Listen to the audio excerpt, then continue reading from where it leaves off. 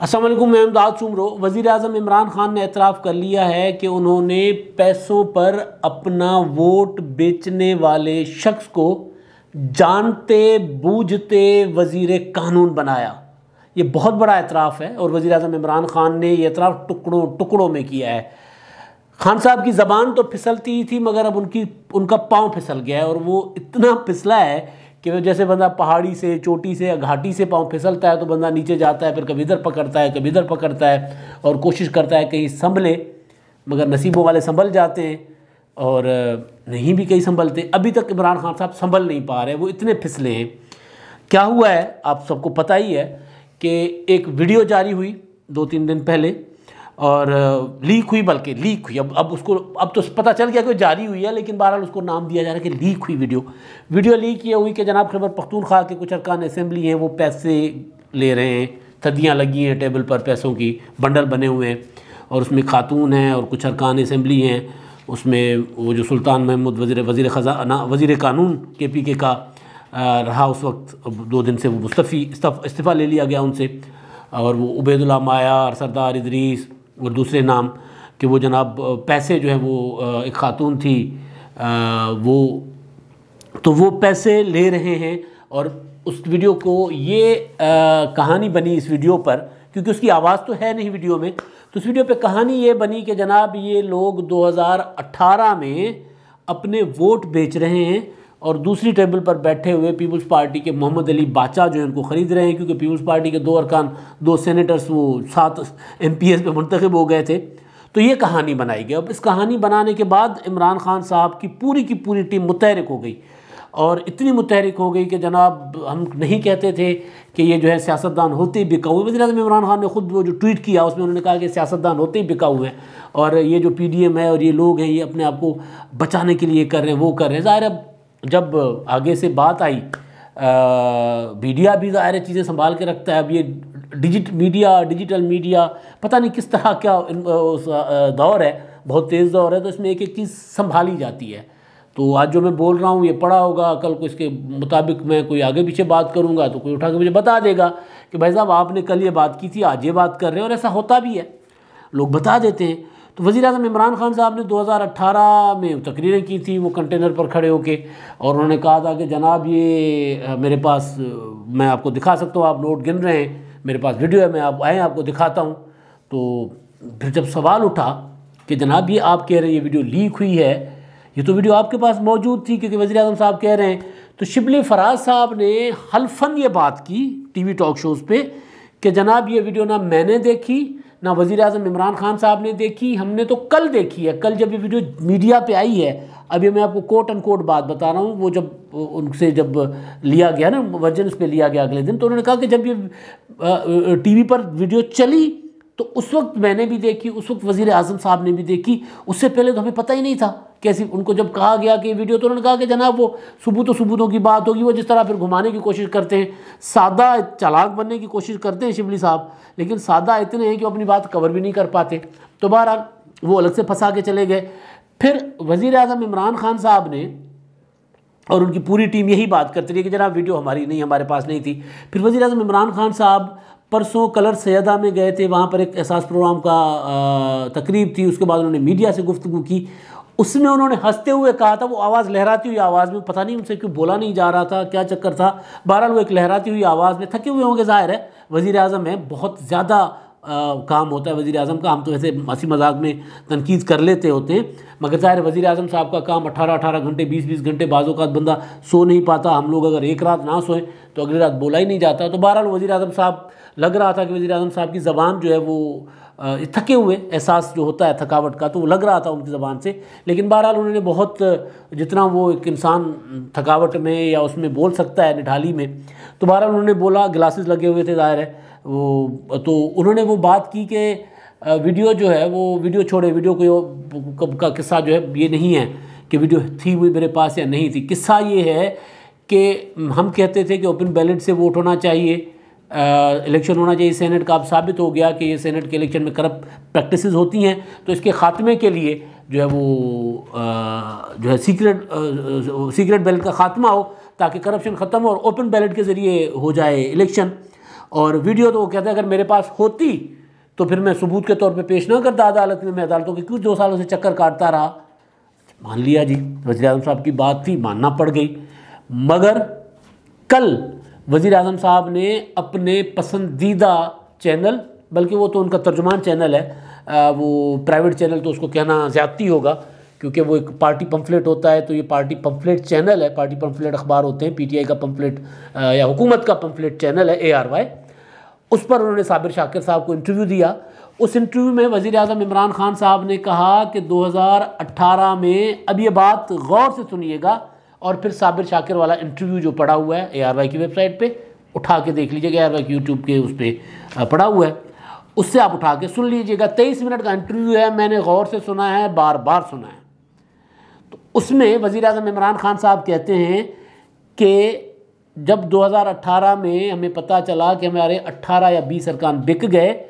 फिर हमने एक पार्टी की तहकीकाती कमेटी बनाई। उस कमेटी को वीडियो कहीं से मिली, वो ले आए कहीं से वीडियो, और उन्होंने मुझे वीडियो दिखाई, मुझे दी नहीं, मैंने वो वीडियो देखी उस वक्त।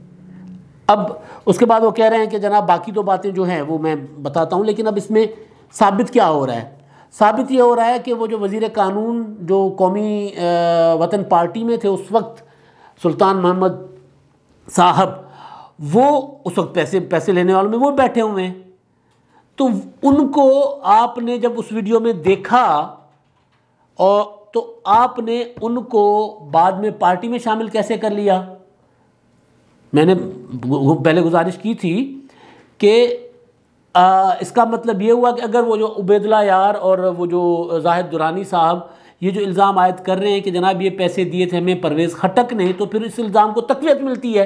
कि एक बंदा जो पैसे लेने वालों में बैठा हुआ है, और वज़ीर-ए-आज़म साहब आज ये एतराफ़ कर रहे हैं कि मैंने वो वीडियो देखी थी, मेरे पास थी नहीं, मुझे मिली नहीं, यानी मुझे दी नहीं गई, मेरी कस्टडी में नहीं आई, लेकिन मुझे दिखाई गई। वज़ीर-ए-आज़म साहब जब ये एतराफ़ कर रहे हैं कि मुझे ये वीडियो दिखाई गई, तो इसका मतलब क्या होता है जी कि आपने वीडियो देखी, आपने सुल्तान मोहम्मद को भी देखा, तो फिर आपने सुल्तान मोहम्मद को कौमी वतन पार्टी छुड़वा के पीटीआई में शामिल कैसे किया? वो वीडियो दिखा के ब्लैकमेल करके, या जानते हुए भी कि जनाब वो करप्ट है, वो वोट बेच रहा है, आपने ना सिर्फ उसको पीटीआई में शामिल किया बल्कि सूबाई असेंबली का टिकट दिया, ना सिर्फ टिकट देकर उनको मुंतखब करवाया बल्कि वज़ीर कानून बनाया 2.5 साल। तो जब आप ये बात कर रहे हैं खान साहब, जहाँ से मैंने बात ये उठाई है कि आपने एतराफ़ कर लिया है कि आपको पता था कि एक बंदे ने वोट बेचा है, आपने उसको वीडियो में देखा है और उसको आपने अपनी पार्टी में शामिल कर लिया है। इसका मतलब है गेम में तो सारी कोई वो वाली नहीं है जो आप बता रहे हो। गेम तो वो है जिसका शक है, वो या फिर गेम वो है जो अब उबैदुल्लाह मायार कह रहे हैं, जाहिद दुरानी साहब कह रहे हैं, गेम तो वो है। और फिर उसके बाद आपने एक साहब हैं आरिफ यूसुफ साहब, जिन्होंने आप पे हत्या की इज़्ज़त का दावा किया था, जिन्होंने प्रेस कॉन्फ्रेंस कर दी थी, जिनको आपने वो 20 में नोटिस जारी करके जिनको आपने कहा था कि आप फारिग हो हमारी तरफ से, तो उन्होंने आपको के खिलाफ हत्या की इज़्ज़त का दावा कर दिया था। फिर आपने बाबर अवान साहब को भेज के उनसे माफ़ियाँ मांगी थी ड्राइंग रूमों में बैठ के, बाहर आप कुछ कहते रहे, ड्राइंग रूमों में आपने अपने नुमाइंदे भेज के उनके गोडे फड़े हुए थे कि जनाब माफ़ कर दो सानू यार, अदालत का चक्कर ना लवाओ, साढ़े को सबूत कोई नहीं जे। तो आपके पास सबूत नहीं थे और आपने इतने बड़े वो लोगों का सियासी कैरियर जो है वो तबाह कर दिया था। लेकिन बहरहाल कैरियर तो क्या तबाह होता। आरिफ यूसुफ साहब को फिर आपने, जिनको नोटिस दिए थे, जिनके नाम लिए थे आपने, उन साहब को तो आपने फिर इंसाफ फोरम का आपने ओहदेदार बना दिया। तो ये तजादात कहाँ लेकर जा रहे हैं आपको? वो कहते हैं ना कि जब बंदा एक गलत बयानी करे, मैं झूठ का लफ्ज़ इस्तेमाल नहीं करता क्योंकि हमारे वज़ीर आज़म है, वज़ीर आज़म का ओहदा है। वैसे कहा यह जाता है कि एक झूठ को छुपाने के लिए 100 झूठ बोले जाते हैं, लेकिन मैं यहाँ पे वज़ीर आज़म साहब के लिए ये बातें नहीं कर, ये उस तरह इस जुमले का इस्तेमाल नहीं कर रहा। वज़ीर आज़म साहब के लिए मैं ये गुजारिश कर रहा हूँ कि वज़ीर आज़म साहब ने एक गलत बयानी की और एक गलत बयानी को छुपाने के लिए मुसलसल गलत बयानियाँ कह रहे हैं। पहले कहते मैंने वीडियो देखी नहीं, फिर कहा मैंने वीडियो देखी थी, मेरे पास आई थी तो फिर सुल्तान मोहम्मद कैसे आया? बुनियादी सवाल ये है। फिर वो जो परवेज़ खटक साहब के ऊपर इल्ज़ाम है, फिर वो ठीक है। फिर वो जो शक है कि आपके और परवेज़ खटक के दरमियान ठन गई है, और वो जो एक मेरे पास एक टिप आई थी जिस पे मैंने कल परसों गुजारिश की थी कि ये असल लड़ाई तो परवेज़ खटक और इमरान खान की है, क्योंकि परवेज़ खटक साहब ने कहा था कि जनाब मैं अगर चाहूँ तो आप एक दिन भी हुकूमत ना कर सके,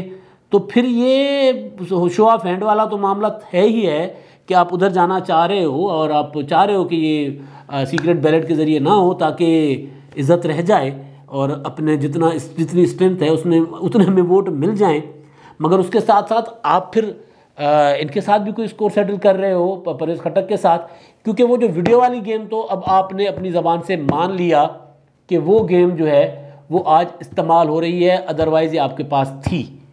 आप ये नहीं मान रहे कि आपके पास थी, आप ये कसम खा सकते हैं कि आपको दिखा के पार्टी की कमेटी के पास आ गई वीडियो। अब आपने कहा पार्टी की कमेटी के पास थी, पार्टी की कमेटी के पास आ गई, पार्टी की कमेटी आपको अदालत में बचाने के लिए वीडियो नहीं दे सकती थी कि यार बजाय इसके कि वो जो खातून थी वो फौजिया बीबी और ये आरिफ यूसुफ और दूसरों ने जो आप 65 इज़्ज़त का दावा किया था, आपको घसीट रहे थे अदालतों में और आप अपने नुमाइंदे भेज के जो माफ़ियों तलाफियों पे उतरे हुए थे, तो तब आपको पार्टी के वो लोग आपको वीडियो नहीं दे सकते थे। नहीं, आपके पास होगी ये वीडियो, आपको मिल सकती थी, मगर आपने एक ख़ास वक्त के लिए संभाल के रखी होगी ये वीडियो, क्योंकि उस वक्त ज़ाहिर करते तो मामला उस वक्त चला इधर उधर हो जाता, अदालत से आपको तो बरी हो जाते, मगर आपका वो काम ना निकलता जो आज निकालना चाह रहे हैं। क्योंकि परवेज़ खट्टक ने तो कह दिया है कि अगर मैं चाहूँ तो आप 2 दिन भी 1 दिन भी हुकूमत में नहीं रह सकते। तो बहरहाल अब बात यह है कि जनाब वज़ीर आज़म साहब को ये साबित करना पड़ेगा कि वाकई ये जो है वो चाह रहे हैं कि शफाफियत हो, वरना ये सारा मामला, सारे किरदार जो हैं वो जो बात कर रहे हैं, जो उंगलियां उठा रहे हैं, वो पीटीआई की क़यादत पर उठा रहे हैं। और वही बात जो मैं पहले दिन से कह रहा हूँ कि जो मामला एमपीए से वज़ीर आला तक गया, वज़ीर आला यानी परवेज़ खट्टक और असद कैसर साहब तक गया, तो वो मामला इमरान खान साहब तक जाते देर नहीं करेगा। अब इमरान खान साहब वो जो फिलबदी बोलते हैं ना, तो फिलबदी बोलते बोलते फंस गए हैं ये कहकर कि जनाब मैंने वो वीडियो देखी थी, और देखी जब वीडियो तो देखी मक्खी तो नहीं ना निकली जाती। सीधी सी कहावत है कि जनाब आँखों देखी मक्खी नहीं निकली जाती, तो आँखों देखी मक्खी नहीं निकली जाती। आपने आँखों देखे एक बंदे को जो पैसे ले रहा है उसको वज़ीर कानून बना दिया, वो भी 2.5 साल तक। खान साहब दुनिया इतनी सादा नहीं है। अब तक के लिए इतना ही, अल्लाह हाफ़िज़।